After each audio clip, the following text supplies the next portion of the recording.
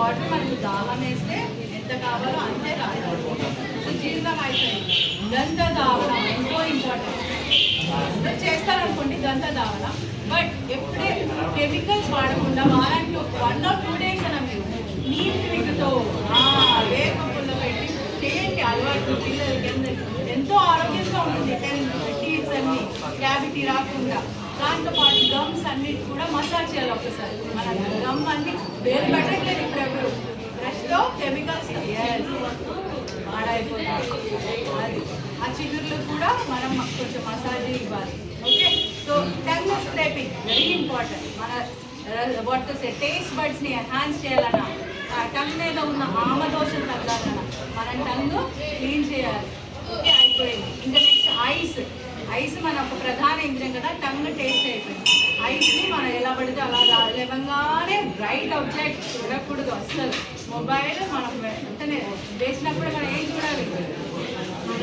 కరాగ్రే వసతే Lakshmi, కరమూలే Saraswati, కరమధ్యే Govinda ప్రభాదే కరదర్శనం. First మనం చేయాల్సింది కరదర్శనమే. కరదర్శనం చేసుకొని మనం క్లోజ్ చేసే. సో ఐస్కి ఎప్పుడు మనం ప్లెసెంట్ థింగ్సే ఇవ్వాలి. వెంటనే మొబైల్ చూడటం చేయకూడదు. అలాగే ఆయుర్వేదంలో అంజనం, అప్లికేషన్ ఆఫ్ అంజనం చెప్పారు. మంచి కాటిగా ఉంటుంది. ఎవరైనా బాయ్స్ గర్ల్స్ అని కాదు, అందరూ చేయాలి. అంటే మలం ఫామ్ అవుతుంది కంట్లో కూడా, అది కూడా మనం క్లీన్ చేయాలి చక్కగా అని చెప్పారు. ఆ తర్వాత కర్ణపూర్ణ. ఇయర్స్లో ఎవరైనా డ్రాప్స్ ఆయిల్స్ చేస్తున్నారా? అది చాలా ఇంపార్టెంట్. మన కర్ణ మనం ఏమి అందులో కూడా మలం చేరుతాయి. అలాగే ఇట్ ఆల్సో ఇంద్రియ స్థానం, వాత స్థానం. మనకి సౌండ్ ఎక్కడి నుంచి వస్తుంది? ఆకాశభూతం నుంచి, వాయువు నుంచి రావాలి. సో కర్ణం ఈజ్ ఆల్సో వాయు స్థానం. సో వాయువుని మనం ఎలా శమనం చేయాలి? ఇప్పుడు ఆయిల్ శ్లేష్మం డ్రై అవ్వకుండా మనం ఆయిల్ అప్లికేషన్ ఉండాలి. అని మనం గమనించాలి. చిన్నపిల్లల నుంచి అందరికీ చేస్తూ ఉంటే ఎంతో ఆరోగ్యంగా పెరుగుతారు. సో హియర్ ఇది వెరీ ఇంపార్టెంట్. లగ్నం పూరణ. మన ఇంట్లో ఉన్న నువ్వుల నూనె వేసుకోవచ్చు కొంచెం వేడి చేసి. ఓకే, ఎస్, కొబ్బరి నూనెనే వేసుకోవచ్చు. ఎవరి దేశంలో ఏమేమి ఆయిల్, ఆముద ఆయిల్ అనే వేసుకోవచ్చు. ఏమేమి దేశంలో వాళ్ళతో అవైలబిలిటీ ఉన్న ఆయిల్ క్లీన్ చేయాలి. ఆ తర్వాత అభ్యంగ స్నానం ఎవరు చేస్తారు? అభ్యంగ చాలా ఇంపార్టెంట్. అభ్యంగం చేస్తేనే మన బాడీలో సెరోటోనిన్ అనే ఒక హార్మోన్ దానికి అదే ప్రొడ్యూస్ అవుతుంది. అన్ని మసిల్స్ టిష్యూస్ ఫ్రెష్ అవుతుంది. ఆయిల్ లోపలికి వెళ్తే అదే రెసిస్టెన్స్ పెరుగుతుంది.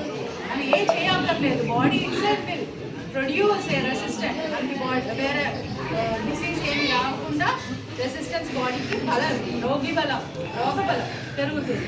ఓకే, సో అభ్యంగ స్నానం. స్నానం ఏ కాలం ఉందో దాన్ని బట్టి వాటర్.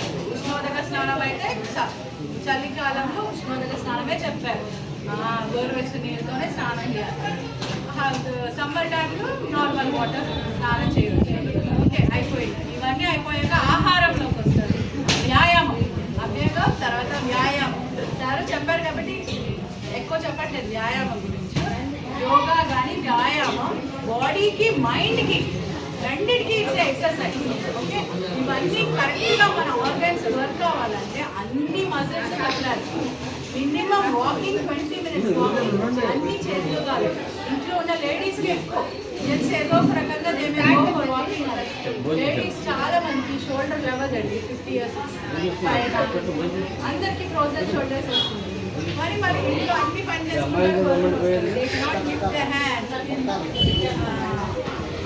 అవి ఎందుకు రావట్లేదు? ఆ మూమెంట్ తగ్గిపోయినా రొటేషన్ మొత్తం చేయి రొటేట్ చేయటం ఇవన్నీ తగ్గిపోయి ఫ్రోజన్ అయిపోతుంది. సో అన్ని మసిల్స్ని అన్ని బోన్స్ని మనం ఒక్కసారైనా ఒక 20 minutes అయినా మూమెంట్ ఇవ్వాలి. అది చాలా ఇంపార్టెంట్ ఎక్సర్సైజ్. ఓకే, ఇదంటే మినిమం మనం చేయొచ్చు. డైలీ లైఫ్లో మనం చేయాల్సింది. వెళ్ళి జిమ్కి వెళ్ళి ఇంతసేపు 1/2 hour 1 hour వెయిట్ లిఫ్ట్ చేయండి అని లేదు. ఇంటి దగ్గర అన్ని కదిలించాలి.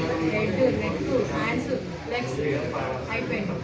అభ్యంగం అయిపోయింది, ఎక్సర్సైజ్ అయిపోయింది. ఓకే, ఇంకేముంటుంది? ఆహారం ఎలా తీసుకోవాలి చెప్పండి.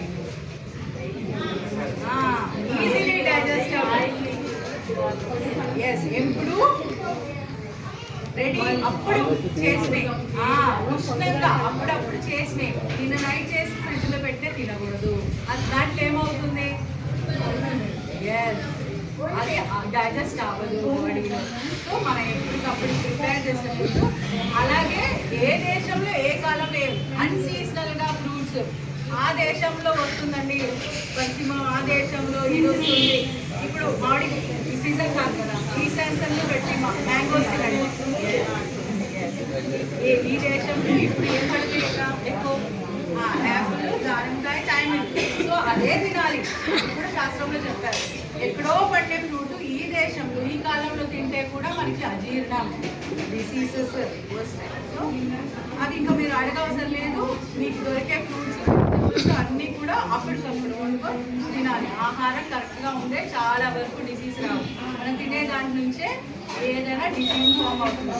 బయట నుంచి వచ్చేదే సార్ చెప్పినట్టు 80% ఆఫ్ డిసీజ్ మనం తెచ్చుకునేయే. డయాబెటీస్ అవన్నీ ఏమైనా మీరు చూసుకోండి, ఏ డిసీజ్ అయినా. And sugar, excess use of sugar ఏ రోగము శ్రమని బట్టి ఆహారం అంతే. సో ఈ ఫుడ్ కూడా మనం జాగ్రత్తగా చూసుకుంటే చాలా హెల్తీగా ఉండొచ్చు. సీజన్ వైజ్గా మనం ఏమేమి చేయాలో అది కూడా మనం పాటించాలనుకో పిల్లల నుంచి మనం చెప్పాలి. ఇప్పటికీ పిల్లలు చెప్పాలి, అది మన మెయిన్. ఇప్పుడు ఆరోగ్య భారతీయ చేసేది దానికోసం కదా. మనం నెక్స్ట్ జనరేషన్ చుట్టి హెల్తీయర్. ఎంతో గ్యాడ్జెట్స్ వస్తున్నాయి, ఎంతో ఇవన్నీ వస్తుంది సార్ చెప్తున్నట్టు. మనకు సరిపోదు. ఇంకా హెల్తీగా ఉండాలి అంటే మనమే టెల్ అవర్ నెక్స్ట్ జనరేషన్ ఎలా ఉండాలి, ఎలా ఉండాలి. తప్పు ఎక్కువసేపు తినటం తప్పు, ఎక్కువసేపు ఉండటం తప్పు, ఎక్కువసేపు ఎక్కడటం కూడా తప్పు. ఎంతవరకు కావాలంటే అంతవరకు. ఎక్సర్సైజ్ అస్సలు లేకుండా ఉండటం కూడా అందరూ ఆరోగ్యం. జస్ట్ నార్మల్గా నేను చెప్పాను.